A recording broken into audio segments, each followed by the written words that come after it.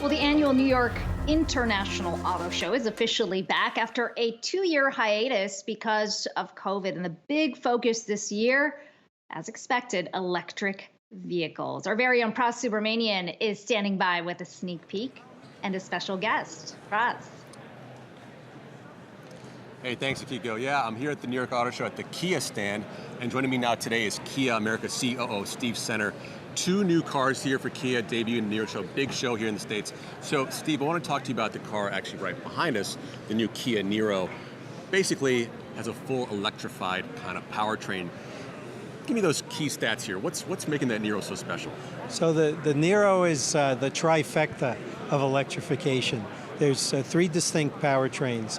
The first car is a hybrid. The second one is a plug-in hybrid, which has about 30 miles of full electric range. And then you have the full electric Niro, which is 250 miles, pure electric car.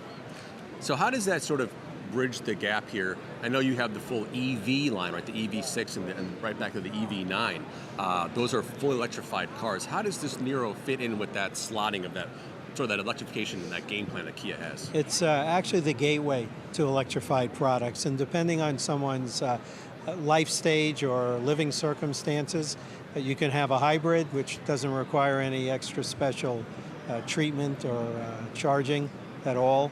You have the plug-in, which requires some charging, gives you enough range to get by, and the electric vehicle, which is full electric, which requires more planning and having a place to charge at home, perhaps, and at work.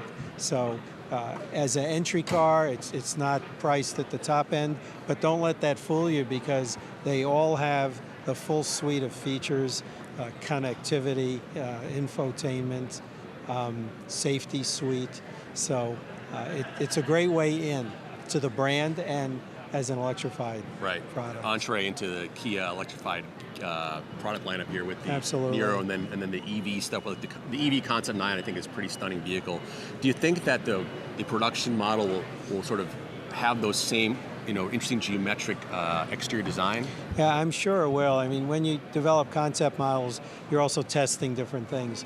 But what I've heard is that that's the general styling direction for the car and the general size. So I'm very excited for its arrival. So, before we go fully electric here in the States and in Europe, places like that, gas-powered cars still sell very, very well in this country. And one of the biggest sellers is that Kia Telluride, all new for 2023. Tell me about that. What are the changes you guys have put in place to sort of make this car a bit more new, but then also keep the rabid fan base happy with that car? Absolutely. Well, what you want to do is keep the product fresh. And if you think about it, a vehicle life cycle could be 4, 5, 6, 7 years. A lot changes in those 7 years. So what we're doing is adding some improvements to allow it to keep pace with the rest of the Kia line early in its life cycle. So we changed the instrumentation to the full curved display. We included connectivity, which the current car doesn't have. We made some styling cue upgrades. We also have 2 additional models, the X line and the X Pro, and the X Pro being more off-road in focus and capability. Are your customers telling you that they want that off-road capability for the rest of these? Are they actually taking these cars off the roads, off the parking lots, into like national parks and things like that? Yeah, I think that consumers want to have that flexibility. We have younger people coming to the brand. They're the youngest customers we've ever had. They're the wealthiest customers we've ever had. So they tend to be adventurous. They want to do these things, and they want to get out there in the world. So looking at Kia's kind of the big picture roadmap here, we have the electrification happening with the EV line. We have the Niro bridging the gap. What's next for the brand in the next, let's say, 5 to 7 years, like medium term, not so much long term? What's next for the 5 to 7 year, kind of window? More electric cars.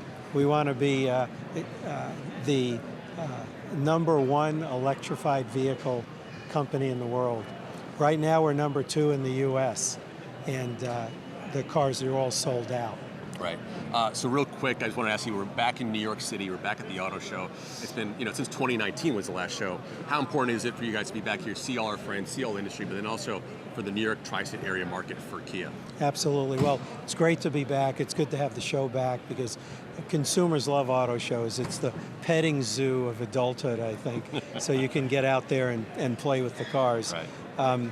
We think New York's a very important market for several reasons. It's a huge market. It has a lot of potential for Kia. The dealers here do very well. And in particular, it's a ZEV state. So when you combine that with... What does it mean, ZEV? It's a zero emission vehicle. So you have certain states in the U.S. that have adopted the California standard. And I think Governor Hochul today at a breakfast meeting said they want to have 100% electric vehicle sales by 2035 in New York. So to us, that's very important. All electric, very large market. It's a big opportunity for us and for our dealers. Yeah, for the country and tri-state area, you said ZEV state with Governor Hochul here this morning talking about that. So, guys, back over to you. Thanks so much. All right, Yahoo Finance Processor Mini alongside Kia Motors' Steve Center over at the Javits Center. Thanks so much.